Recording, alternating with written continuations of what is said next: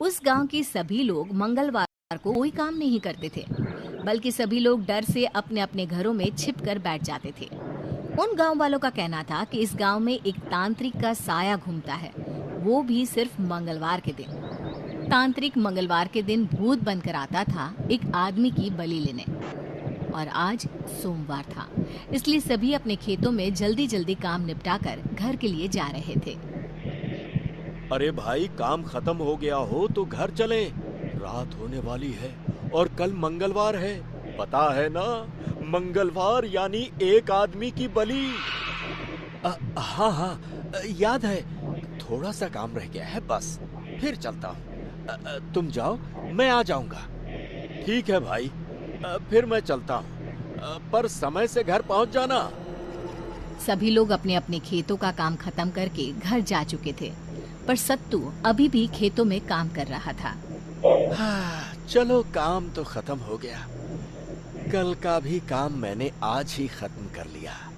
एक दिन अपना क्यों खराब करूं मैं? वक्त बहुत हो गया है, जल्दी घर चला जाए अब। सत्तू घर जा ही रहा होता है कि उसके सामने एक साया आकर खड़ा हो जाता है। अरे, कौन हो भाई, और मेरा रास्ता रोके क्यों खड़े हो? हटो सामने से और जाने दो मुझे। वो साया तांत्रिक का साया होता है। तुझे कैसे जाने दूं? तू चला गया तो मैं किसकी बलि दूंगा?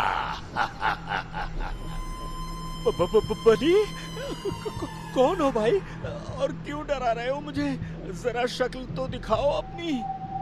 तांत्रिक जैसे ही सत्तू को अपनी सूरत दिखाता है, सत्तू डर से थर थर कांपने लगता है। छोड़ दो मुझे, मुझे जाने दो। वैसे भी आज तो सोमवार है, तुम तो मंगलवार को बलि लेते हो ना। अरे मूर्ख, जरा ध्यान से देख, मंगलवार दिन शुरू हो गया है। 12 कब के बज चुके हैं। अब तू तैयार हो जा बलि के लिए। तांत्रिक उसकी एक नहीं सुनता और सत्तू को मार देता है। उसके हाथ पैर उसके धड़ से अलग करके खेतों में फेंक देता है। पूरा दिन मंगलवार को घर से बाहर कोई नहीं निकलता। मंगलवार का दिन खत्म होते ही सत्तू की पत्नी शांता पूरे गांव में अपने पति को ढूंढती है। काका, काका, क्या आपने मेरे पति को कहीं देखा है? परसों से वो घर नहीं आए। मैंने नहीं देखा बेटी। तभी शांता को दूर से शोर आता सुनाई पड़ता है। वो उस शोर के नजदीक जाती है तो वहाँ देखकर हैरान रह जाती है, क्योंकि वहाँ उसके सामने उसके पति की लाश पड़ी थी, जिसके हाथ पैर गायब थे। चुन्नू के बापू, आप हमें छोड़ के नहीं जा सकते। मुझे पता है ये सब उसी तांत्रिक ने किया है। मैंने रात को ही बोला था सत्तू को कि जल्दी घर चले, पर उसने मेरी एक ना मानी। बोला मुझे अभी और काम करना है खेतों में। अब देखो तांत्रिक के साये ने उसका कितना बुरा हश्र किया। सभी गांव वाले मिलकर सत्तू का अंतिम संस्कार कर देते हैं। पूरे गांव में मातम छाया होता है। धीरे धीरे दिन बीतने लगे और फिर हफ्ता पूरा हुआ। मंगलवार फिर से आ गया। सभी घरों में छिपकर बैठे थे। ये सब कितने दिन और चलेगा? एक एक करके गांव के सभी लोग मरते जा रहे हैं। वो तांत्रिक का साया किसी को नहीं छोड़ेगा। एक दिन हमारा नंबर भी आ जाएगा मरने का। शुभ शुभ बोलिए जी, आप ऐसा क्यों सोचते हैं? जब तक हम मंगलवार के दिन अपने घर में हैं, तब तक वो हमारा कुछ नहीं बिगाड़ सकता। शाम का समय था, तभी बाहर से भैंसों की जोर जोर से चिल्लाने की आवाज आती है। वो भैंसें बंसी की ही होती है। ये भैंसें इतना काहे चिल्ला रही है? इनके लिए तो मैंने पहले से ही पानी और चारा रख दिया था, फिर क्या हुआ? अरे भगवान, हो सकता है उनके नजदीक कोई सांप हो। ये गांव है, खुले में सांप बिच्छू तो घूमते ही रहते हैं। अब क्या करें? कहीं भैंसों को काट लिया तो? इन्हीं भैंसों का दूध बेचकर ही तो हम अपना घर चलाते हैं। मुझे बाहर जाकर देखना होगा। आज मंगलवार है और आप बाहर जाने की बात कर रहे हैं। नहीं नहीं, मैं आपको बाहर नहीं जाने दूंगी। अरे सुषमा, ये जानवर भी तो हमारे ही घर के सदस्य हैं। उन्हें हम मुसीबत में कैसे छोड़ सकते हैं भला? हैं? बंसी अपनी पत्नी की नहीं सुनता और घर से बाहर आकर अपनी भैंसों को देखने लगता है।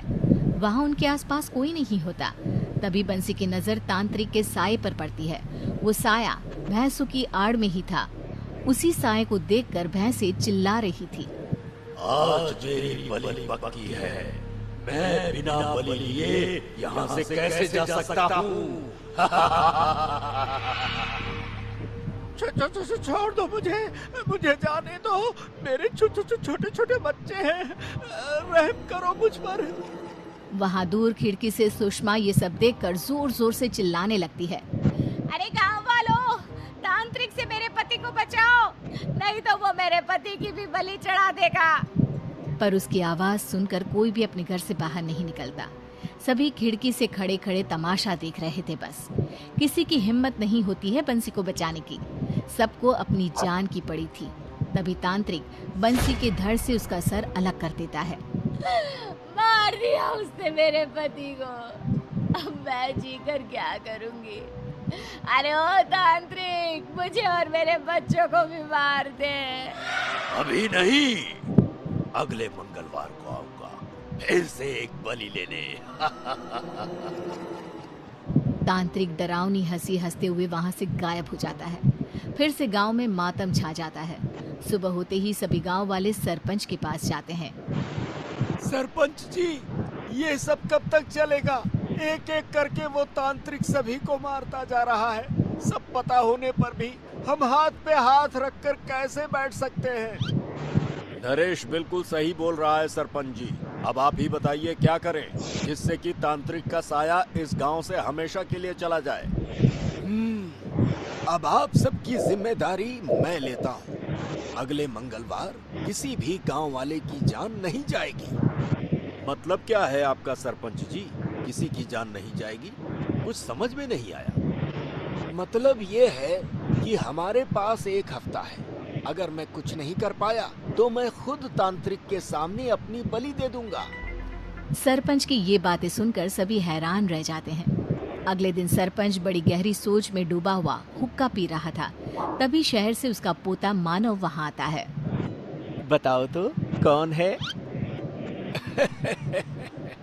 इन हाथों के स्पर्श को मैं कैसे भूल सकता हूँ? ये हाथ मेरे पोते मानव के हैं। दादाजी, आपने मुझे झट से पहचान लिया, वो भी बिना देखे।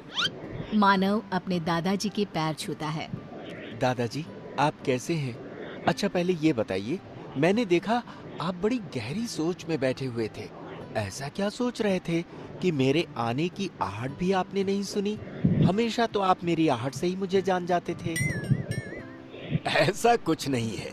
अच्छा बताओ, मेरा मानव बेटा कैसा है? शहर का खाना खाने से तू कितना दुबला पतला हो गया है। मेरी बात दादाजी ने काट दी। मुझे लगता है जरूर कोई खास बात है जो दादाजी मुझे बताना नहीं चाहते। अच्छा दादाजी, मैं जरा अपने दोस्तों से मिलकर आता हूँ। मानव अपने दोस्तों से मिलने जाता है। उसे वहाँ से पता चलता है तांत्रिक के बारे में और इस मंगलवार सरपंच क्या करने वाले थे उसके बारे में भी। शायद दादाजी यही सोच रहे थे, इसलिए उदास दिख रहे थे। मैं उन्हें मरने नहीं दूंगा। मानव मंगलवार आने का इंतजार करता है। आखिर मंगलवार का दिन आ ही गया। मानव बेटा, आज तुम घर से बाहर मत जाना, अंदर ही रहना। ऐसा क्यों दादाजी? मैं तो जरूर जाऊंगा। अरे नहीं नहीं बेटा, तू अपने दादाजी की बात नहीं मानेगा क्या? दादाजी, मुझे सब पता चल गया है। आज उस तांत्रिक को आप नहीं, मैं दूंगा अपनी बलि। इतना बोलते ही मानव घर से बाहर चला जाता है। तभी उसके सामने तांत्रिक का साया आकर खड़ा हो जाता है। आज इसे मेरे हाथों से कोई नहीं बचा सकता। जैसे ही तांत्रिक मानव को मारने के लिए हाथ उठाता है, मानव के शरीर से एक तेज रोशनी निकलकर तांत्रिक को पीछे धकेल देती है। ये क्या था? मैं इतना कमजोर क्यों महसूस कर रहा हूँ? और वो रोशनी कैसी थी? हाँ? मानव भी ये देखकर हैरान था। तभी उसे याद आता है कि उसने हनुमान जी का लॉकेट पहना है। ये सब उसी लॉकेट का चमत्कार है। अब ये लॉकेट ही हमें बचाएगा और इस तांत्रिक के साये को भगाएगा यहाँ से हमेशा के लिए। मानो जैसे ही वो लॉकेट तांत्रिक के सामने करता है, तांत्रिक डर के वहां से भाग जाता है और फिर कभी नहीं आता उस गांव में।